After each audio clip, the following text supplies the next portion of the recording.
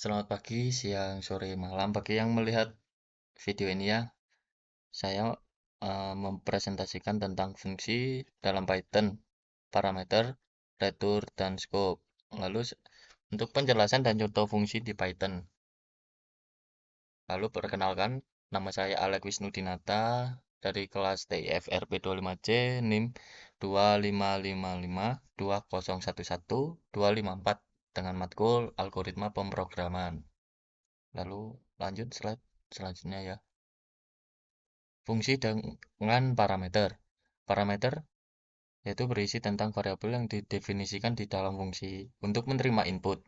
Lalu fungsi yang menerima nilai dari luar untuk diproses. Lalu untuk argumennya yaitu berisi tentang nilai yang diberikan saat memanggil fungsi, nilai aktual yang diberikan saat fungsi dipanggil. Untuk contohnya yaitu ada fungsi dengan satu parameter dan fungsi dengan lebih dari satu parameter. Untuk contohnya kita lihat di Google Colab ya.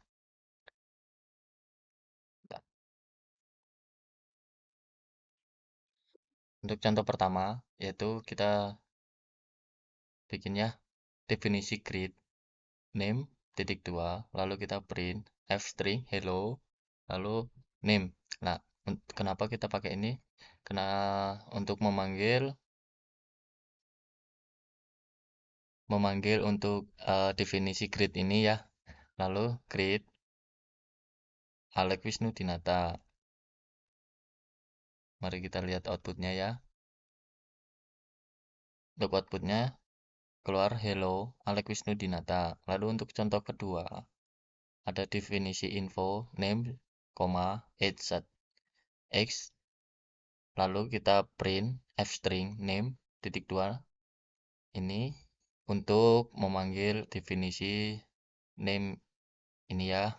Lalu age ini sama untuk memanggil definisi age-nya untuk info Alex Wisnudinata, 21 karena umur saya 21 ya. Untuk hasil outputnya name Alex Wisnudinata, lalu untuk age-nya 21. Lalu kita balik ke Canva-nya ya. Judul, fungsi yang mengembalikan nilai. Fungsi dengan print, yaitu berisi tentang menampilkan output, tidak mengembalikan nilai, menampilkan teks atau nilai ke layar. Lalu yang kedua, fungsi dengan retur, yaitu berisi tentang mengembalikan nilai yang dapat digunakan lebih lanjut atau mengirimkan nilai kembali dari fungsi ke kode yang memanggilnya. Untuk contohnya ada dua, menghitung total harga dan validasi input. Untuk contohnya kita balik ke Google Colab ya.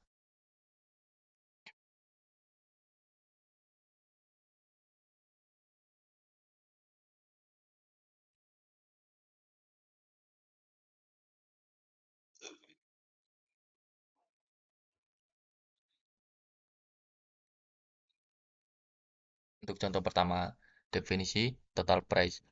Price, quantity. Lalu bawahnya retur price kali quantity.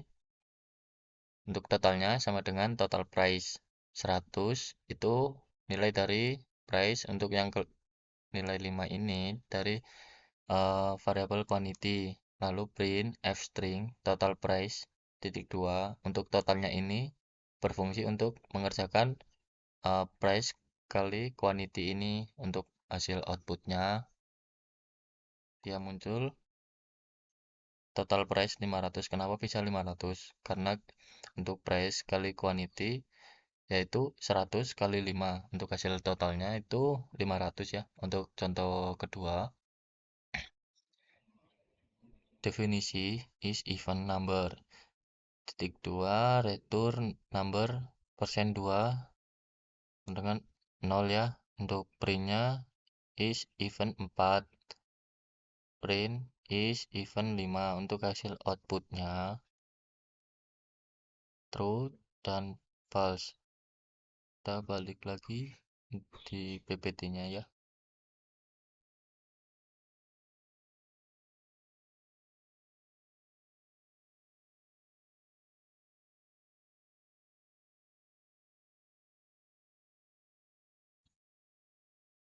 Untuk judul, lingkup variabel atau scope.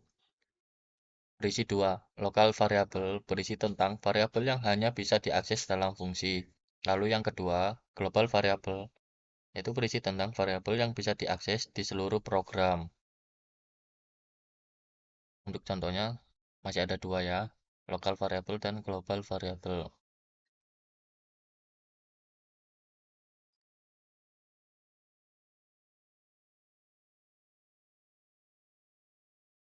Untuk contoh pertama, definisi tes lokal, tutup kurung, tutup buka, titik 2, untuk X-nya 21, lalu kita print X, lalu tes lokal, untuk angkanya kita bebas ya, mau angka berapapun, untuk hasil outputnya yaitu 21.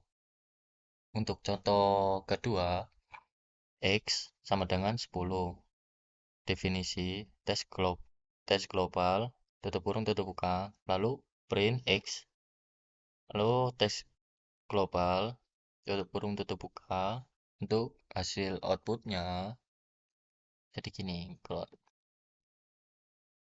Nah, 10 karena X-nya sama dengan 10 ya. Oh, kita lanjut. Ntar.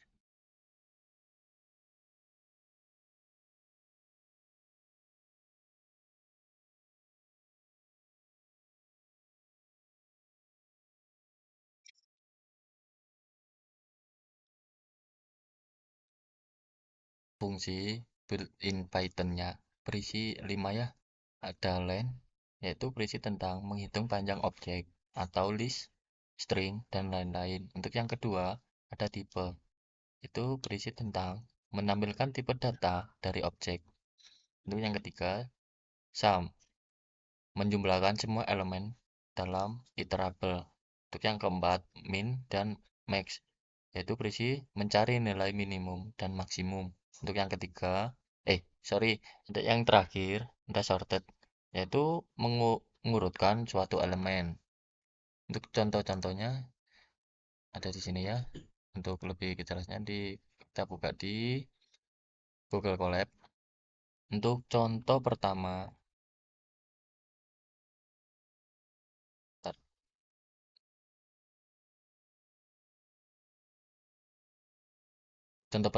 yaitu Word sama dengan titik 2 hello, lalu kita meminta print plain Word.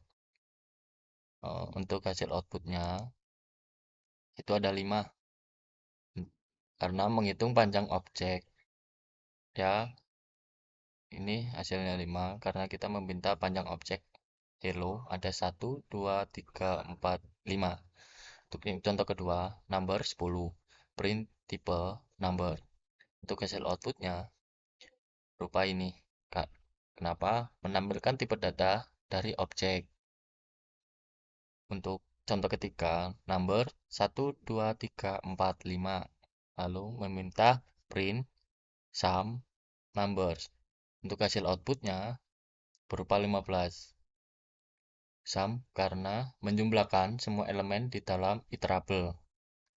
Untuk contoh keempat, mari kita meminta number 10, 20, 30, 5, dan 40.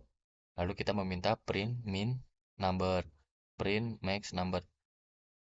Jadi kita untuk yang pertama meminta menunjukkan angka yang terkecil dari variabel ini 10, 20, 30, 5, dan 40.